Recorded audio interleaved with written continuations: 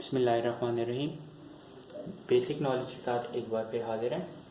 आज जो बेसिकली हमारा टॉपिक है वो ट्रांसमिशन सिस्टम के हवाले से है। तो ट्रांसमिशन सिस्टम को शुरू करने से पहले सबसे पहले कुछ चीज़ें जो हैं मतलब हमें पता हो कि जनरेशन और प्राइमरी ट्रांसमिशन, सेकेंडरी ट्रांसमिशन, इसको हम डिस्कस करते हुए फिर हम देखेंगे कंज्यूमर तक इलेक्ट्रिसिटी कैसे पहुँचती है। ये पूरा आज इंशाल्लाह कोशिश करेंगे कि इसको क्लियर कर सकें। ठीक है, सबसे पहले generating station. Generating station basically वो होता है जहाँ पे इलेक्ट्रिसिटी प्रोड्यूस हो रही होती है, चाहे वो थर्मल हो, कोल हो, न्यूक्लियर हो।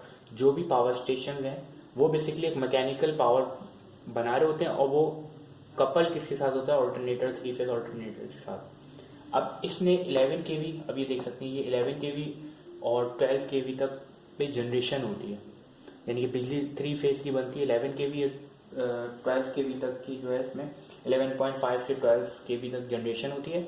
उसके बाद क्या होता है, एक ट्रांसफार्मर लगा होता है जिसकी मदद से हम क्या करते हैं, इस ट्रांसफार्मर, क्योंकि अब हमने जनरेट तो कर लिए, अब हमें लेके जानी है एक दूर डिस्टेंस तक, क्योंकि पावर प्लांट आपको जैसे पता होगा कि पावर प्लांट बहुत दूर बनाए जाते हैं, शहर से करीब नहीं बनाए जाते, जहाँ पर मतलब आबादी वगैरह कम हो उससे दूर हट के बनाए जाते हैं। बहुत सारी इसकी कॉजेज होती हैं, उस पर बात नहीं कर रखा है। तो अब वहां से हमें अपने घर तक लेकर आने, जो बिल्कुल बीच सेंटर में अगर आपका घर है और जनरेशन कहीं दूर 100 किलोमीटर 50 किलोमीटर दूर आपकी जनरेशन हो रही है, वहां से हमें अपने घर तक बिजली लेकर आनी है। तो कैसे लेकर आएंगे, पहले हम जनरेट करेंगे 11 केवी या 12 केवी पे मुख्तलिफ हो सकती है। अब उसके बाद एक ट्रांसफार्मर होता है जिसको पावर ट्रांसफार्मर कहा जाता है, उससे आप स्टेप अप करेंगे। ट्रांसफार्मर बेसिकली स्टेप अप और स्टेप डाउन करता है, तो यहाँ पर हम स्टेप अप करके 220 केवी तक वोल्टेज को लेकर जाएंगे।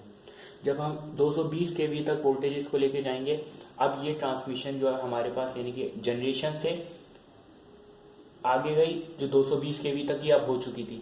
अब ये दूसरी स्टेज में आई जहां पे हमने 220 केवी को अब मुख्तलिफ ग्रिड स्टेशन या कोई ऐसी जगह हो सकती है जहां पर 220 केवी को, अच्छा यहाँ पर भी पावर ट्रांसफार्मर यूज हो रहा है जो प्राइमरी ट्रांसमिशन कहलाएगी।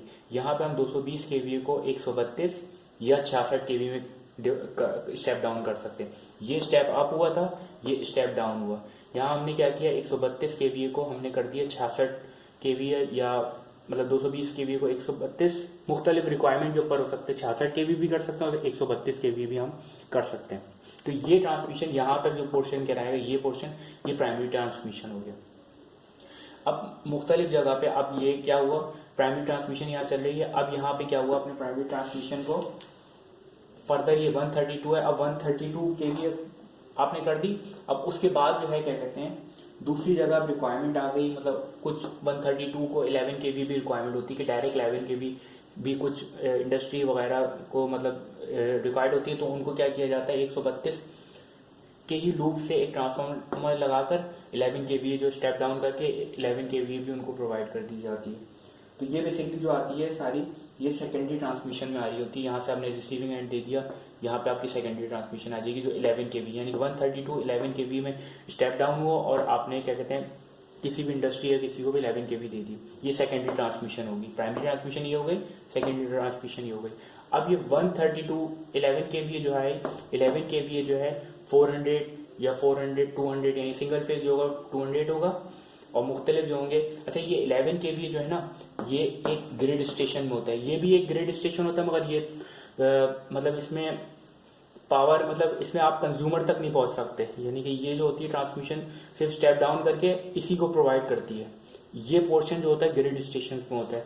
अब 132 से आपने 11 केवी किया, अब ये 11 केवी के मुख्तलिफ फीडर्स होते हैं। अब कैसे इसको अगर आप ऐसे समझ सकते हैं, हर एक एरिया है ए, एक एरिया है बी, सी, तो ये आपके ग्रिड स्टेशन में यार्ड्स होते हैं, मुख्तलिफ यार्ड्स, उनके अंदर इसके 11 केवी के मुख्तलिफ फीडर्स लगे होते हैं। अब ये 11 केवी ये पावर ट्रांसफार्मर में आए, पावर ट्रांसफार्मर से 11 केवी इसने आउटपुट निकाली, यानी कि प्राइमरी पे 132, सेकेंडरी पे इसने 11 केवी स्टेप डाउन करके निकाले। अब ये आपका जाता है, सारा ये हो रहा होता है ग्रिड स्टेशन में। 11 केवी आपका जा रहा होता है स्विच यार्ड्स में, यार्ड में 11 केवी यार्ड उनको कहा जाता है। वहां पे मुख्तलिफ उनके फीडर्स लगे होती हैं, यानी कि एक सिंगल मतलब 3 बस बार्स लगी हुई होती हैं, उनमें मुख्तलिफ ट्रॉलीज लगी होती हैं हर फीडर्स की, जिस जिस जगह पे आपको मतलब जिनके फीडर्स होते हैं उनकी फीडर्स की ट्रॉली लगी होती हैं, उनमें ये 11 केवी प्रोवाइड होती है।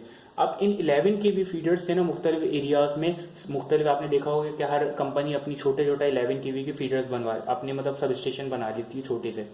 तो यहाँ पे जो है बेसिकली इस यार्ड से जो है 11 के की सप्लाई जारी होती है मुख्तलिफ सब स्टेशन में। तो यहाँ पे सब स्टेशन में भी चलेंगे मुख्तलिफ। और ये 11 के जो है आपने देखा होगा पीएमटीज वगैरह, जो आपकी गली के कोनों पे पीएमटीज वगैरह लगी होती हैं, उन पीएमटीज को भी सप्लाई करती है। अब ये जो सप्लाई होती है इसको कहा जाता है डिस्ट्रीब्यूशन। ये प्राइमरी डिस्ट्रीब्यूशन होता है, यानी कि यहाँ से आपकी ये जो पोर्शन है यहाँ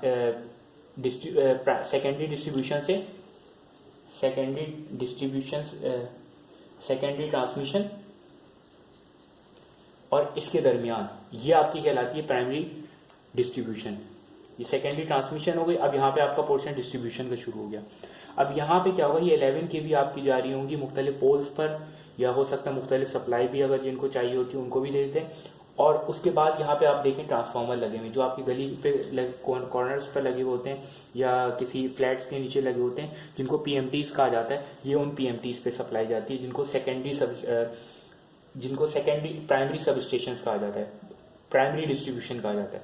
अब ये प्राइमरी डिस्ट्रीब्यूशन क्या करती है, 11 केवीए को 400 यानी सिंगल फेज 220 और 3 फेज जो 400 वोल्ट में आपके कंज्यूमर तक पहुंचाती है, यानी कि आपके घर में जो आती है वो कहलाती है सेकेंडरी डिस्ट्रीब्यूशन। तो ये बेसिकली ये जो मैंने आपको चीजें बताई ये लिखी हुई, generation station, primary transmission, secondary transmission, primary distribution, secondary distribution. तो ये पूरा आपका लूप होता है, जनरेशन से होती हुई आपके घर पे जो सप्लाई आती है वो इस तरीके से आती है। उम्मीद है समझ में आएगा। थोड़ी सी गलती हो तो उसके लिए मैं माजूर हूँ।